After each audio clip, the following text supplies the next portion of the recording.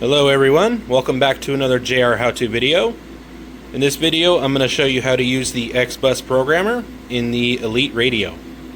Okay, from the top, setting Servo ID.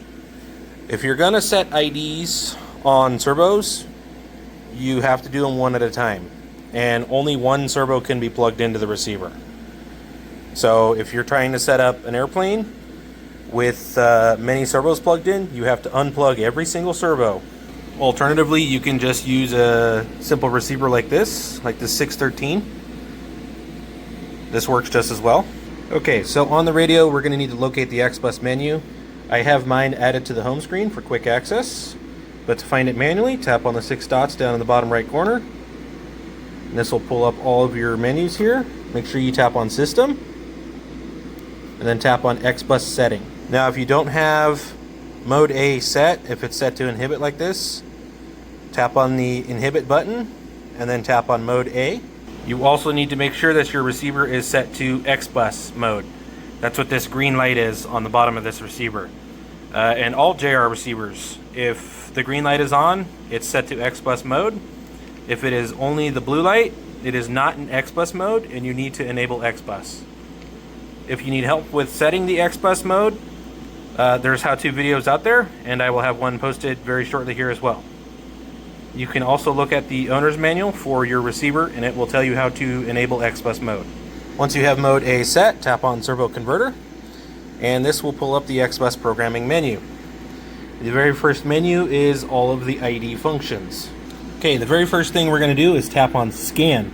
Now again, make sure you don't have any other servos plugged into your receiver. Otherwise this function won't work.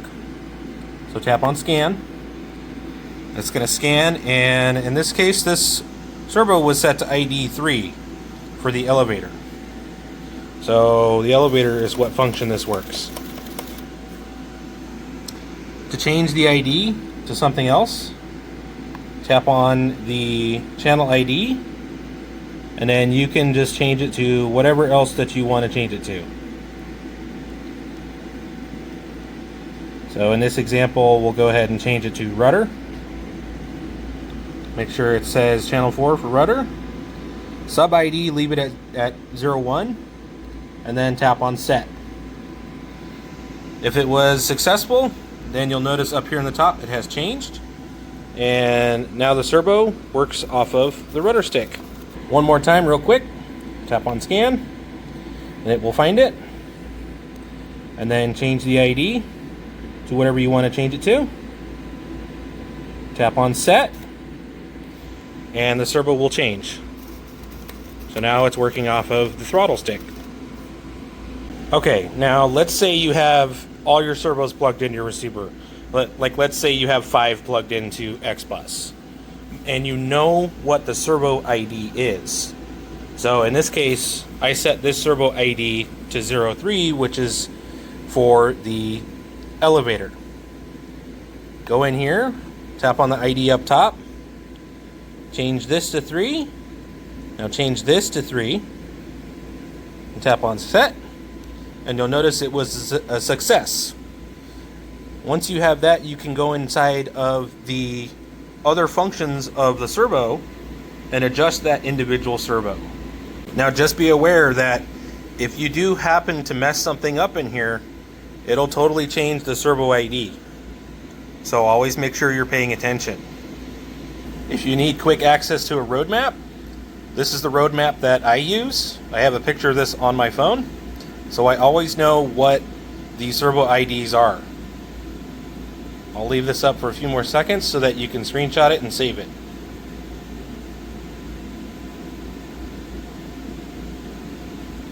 Okay, now let's get into some of the servo settings. So go ahead and push down on the screen and slide it over, just like a cell phone. So the first menu is going to have reverse, neutral, and then plus and minus travel adjust. So travel adjust is how far the servo moves. So for the first setting, let's go ahead and reverse the servo. So if you'll notice, when I pull back on the elevator stick, the arm moves towards the transmitter. So if we go in here and we reverse the servo, tap on Set, and you'll notice that it says success, which means that it reversed the servo. So now when I pull back on the elevator stick, the servo moves away from the transmitter. So now it's moving in the opposite direction. So the next menu is the neutral. Basically, that's considered sub-trim, is what a lot of people know it as. So the neutral menu here, you can adjust it in up to 10-point increments. So I'll just give you an example of a 1-point increment. So let's go up 1. And I'll just go ahead and tap on the plus here. And the servo is moving a very, very tiny amount. It's almost imperceptible. So now, if we go to the range here, and we adjust it up to 10, and I go ahead and push on the plus key again, you can see that it's moving more. And again, wherever your neutral is, push set, and that will save it. So I like to use the 10 when I'm getting the servo close to center, and then I will drop it down to 1 when my servo is very close. So you would use a range of 1 to get your servo precisely dialed into center, because when you have higher than 1, like say back up to 10 points, you can easily overshoot where the exact precise center is on your control surface. So for precision, set it down to 1. And again, make sure you tap set to save the neutral settings. Okay, for travel adjust, you have a plus and you have a minus. So the plus is one end of the servo travel, and the minus is the other end of the servo travel. So for example, let me see if I can do this one-handed. So on the plus up here, I'm going to tap on the minus key. So the plus is like the high side of your travel range, and the minus would be the exact opposite side, so the low end of your travel range. So I'm going to go ahead and tap on the minus here. I'm going to try and do this one-handed.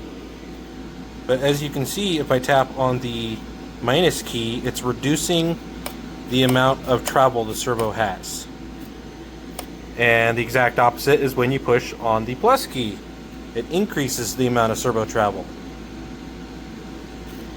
So again, make sure you tap set once you get your servo to where it needs to be.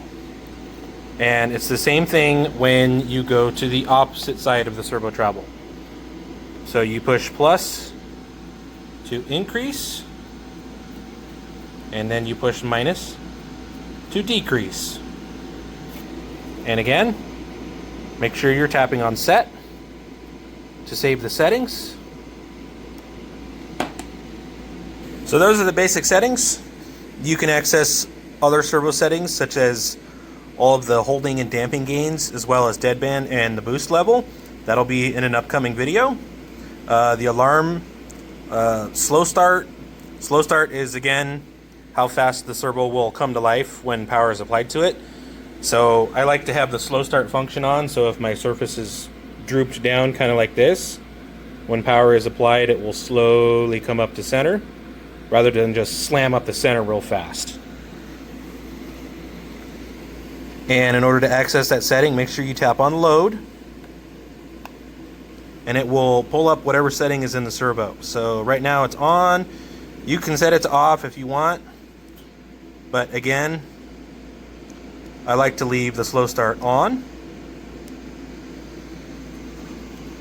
Motion angle, that's how many degrees of rotation the servo has. So tap load to load up whatever it has. Right now it's set to 120 degrees. So as an example, you can see kind of how much it's moving, and we'll set it to 180. And you can see how much more the servo moves. We'd have to adjust the endpoints to show you that it can get to 180.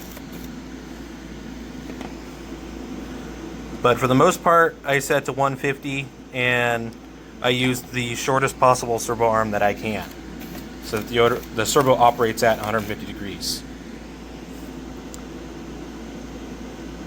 Stop mode. Again, this is if the servo loses the signal for some reason but still has power. The servo will go limp, basically, which means the servo is free to move.